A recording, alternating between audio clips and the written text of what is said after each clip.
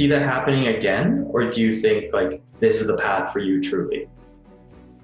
Oh, I'm sure it'll happen again. Because like I said, I'm a discomfort addict, so I'm going to have to find a way to, ruffle my own feathers a little bit. I definitely think that there's more confusion or paths to choose to come. Like I said, I work as a buyer's agent on a team right now, and I absolutely love it. I don't see myself going anywhere anytime soon, but I do see myself eventually being a real estate coach. And that is going to have to shake up my current position. And I don't know when that's going to happen or what that looks like. And I'm thankful that I do have a very good support system who's going to help me do that. But it is going to be a tough choice if I want to get out of production and move in more of a coaching role. So it'll be tough when and if I decide to shake things up, I think. Definitely. And it's a lot to look forward to, and it may seem strange right now, but just from speaking with you for these past 30 minutes, I think you'll be just fine. So thanks. I hope so. Yeah. Now, just building off like the amounts of change that you've kind of experienced, one of the things obviously within the world today is technology, innovation, and social media. How do you think this has affected your career? Oh, I think it's affected it hugely, especially in the last, 2 to 5 years.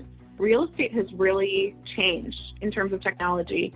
I'm sure you've heard of Zillow, and there's Realtor.com and all that stuff. And a lot of these websites are developing technology that are almost wanting to make us obsolete as real estate agents. I'm very fortunate to work for a company that has developed a lot of its own technology and is really on the forefront of competing with things like Zillow and developing different and new technologies. So I think it's huge to embrace technology, because if you don't, especially in this day and age, you become obsolete so quickly. So not fighting it and embracing it and learning how to use it is only gonna help. And then social media, kind of like I said before, there's a ton of realtors out there. It's like there's a lot of us. It's easy to be one, and everyone knows 3 to 5. And so using social media to help differentiate myself from other realtors in the market has been huge for me. It also really helped me build my confidence. So when I first became a realtor, I wasn't ready to like call my friends and be like, buy a house from me. I didn't feel like I knew anything yet. So some of social media for a while for me was kind of fake it till you make it. I was like, I'm telling everyone I'm a realtor. I'm telling everyone that I'm doing this. And then slowly over time, like it worked. Like people started believing it. And granted, I did learn more as I started doing more transactions and things like that. But as I made myself more visible on social media in terms of my career, I started getting DMs and things of just like, hey, I'm looking to buy a condo. Can you help? And yeah, so I mean, for me, it's been pivotal. I've done a lot of business through Instagram so far, and I hope to only continue. So I think harnessing social media can be super, super helpful. As long as I don't like sit on it all day and just like scroll through stories, because that happens really easily. No, but it's been a really good tool for business for me so far. Absolutely. And I'm pumped that you're so enthusiastic about it and comfortable with it, because if you weren't, we might not have been able to find you. Right. Yeah, totally. That's true. Yeah, it's crazy. I have made so many good connections, like new friends, and through Instagram, specifically Instagram. And I guess I never even thought about it. Like I didn't use it the way I'm using it now, even 2 years ago. I mean, I just used it. I had, maybe 200 followers, all people that I knew. And now I'm reaching out and DMing and chatting with people I don't know. And I've made business connections. I've made personal connections. We're doing this right now. Like, it's just crazy. It makes the world just so much closer to you if you are willing to open yourself up to everything that's out there on social media.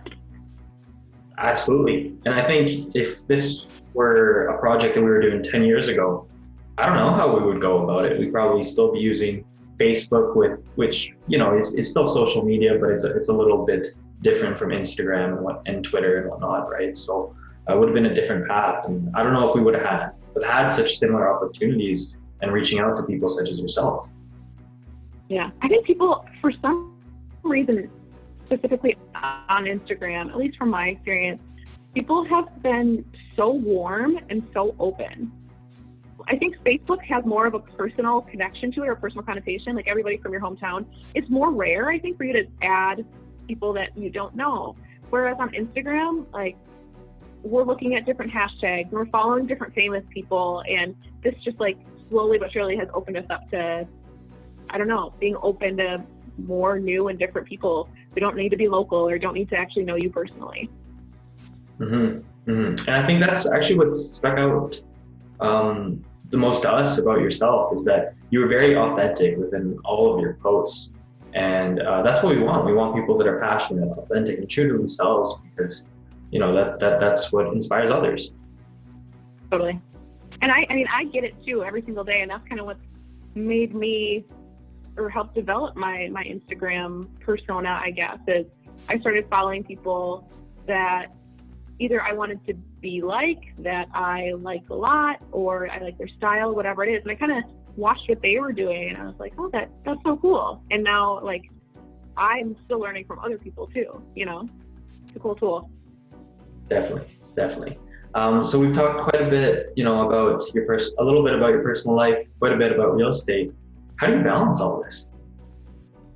That's tough. Honestly, it's tough. As a real estate agent, you work 24/7. Most people can only see houses, you know, after work hours and on the weekends. So it's still something that I'm working with. I think the biggest thing I've discovered in the last few months is I never used to be a schedule person. I used to just kind of fly by the seat of my pants.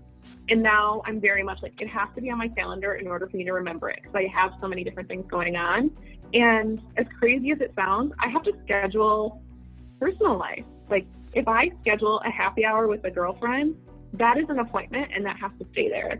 Same thing goes for a day out of town. If it's on my calendar, it's what I do. And so that's been a really big help for me, is just looking at personal time to be just as important as business, because it really is. If I only focused on business, I would burn out. So yeah, putting it on my calendar has been huge. Mm-hmm. And that way it kind of tells you, oh, this day I have this plan, I'm going to focus just on that. And it really aligns all of your priorities, right? Yep, totally. And we all share our calendars on my team too. So like, if I have a partner and if he sees that I'm out of town, you know, or I'm off on Thursday, let's say, he's not going to contact me. And same goes for him. Then we each have that time, and that space is protected, because he's not going to assume that I'm off, or, you know, that I don't want to talk on the phone or something if I haven't put it on my calendar. He just won't know. So then, and it's so easy for us all to get sucked into business, because we do want to help our clients. You know, if they have a question, we want to answer it, and we want to be there for them, be there for each other. But it's really important to protect your own time and your own space so that you can have longevity in this business. Definitely. It sounds like, well, I'm assuming that you guys are very transparent with one another, and communication is just so easy for you. We have to be. Otherwise, yeah, things will blow up. I mean, that sounds dramatic, but yeah, transparency is key, because we need to know where each other is at. We have to be able to meet each other where the other one is at, in order to communicate effectively, because we are on so often. Right. Now, I kind of want to pick your brain about this. I know you have experience with teaching, and you have obviously experience with real estate. What advice would you kind of give to someone who's just wanting to start their career, specifically in real estate? If you want to start a career in real estate, please reach out to me on Instagram. I've actually helped a couple of people start real estate classes so far, who have just like seen my posts and have been like, oh, that sounds interesting. How do I get started? Don't feel like, I think real estate can be a super solitary business. A lot of real estate agents operate solo, which is fine. If that's what you want to do, that's awesome. But I still think that the best way to be successful in this business is to find mentors, find people who are willing to spend time with you, pour into you, and help you up, and pick you up when you're down, because there are going to be down times. It is a really hard business. And if you want to get into it, yeah, just find somebody who's willing to help you every step of the way. And especially a brokerage that has a lot of training and a lot of just positive energy, because that's going to get you through those bad days, those tough days, or months where you don't make a sale. Reach out. I'm here. Definitely. That's some great advice, because I think that mentorship can really take you a long way when you have someone that believes in you.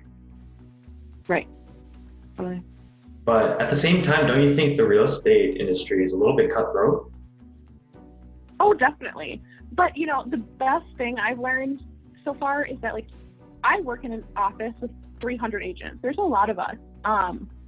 It is cutthroat, and I think it is a sales business. I don't consider myself very salesy. I've never been a very pushy person. I'm obviously a very feely, passionate, lovey person.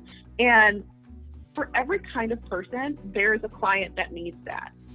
Some people need somebody who's going to crunch every single number with them, and it has to be the right financial decision only, and they're only going to talk about logistics and analytical things. And then there's going to be, your quirkier agent who's going to buy you dinner after every showing. And some people need that kind of love and in order to feel confident in making that purchase. And so while there are a ton of us, and while it is a cutthroat industry, there is space for you because every client needs a different realtor. And that's why there's not only, one company or one main realtor or anything like that. That's what I love about it too, because we all have our space. I love that you say client recognition being so important. How do you do that? How do you try to understand them on a deeper level? Do you kind of, take them out for lunch or what's your strategy behind it?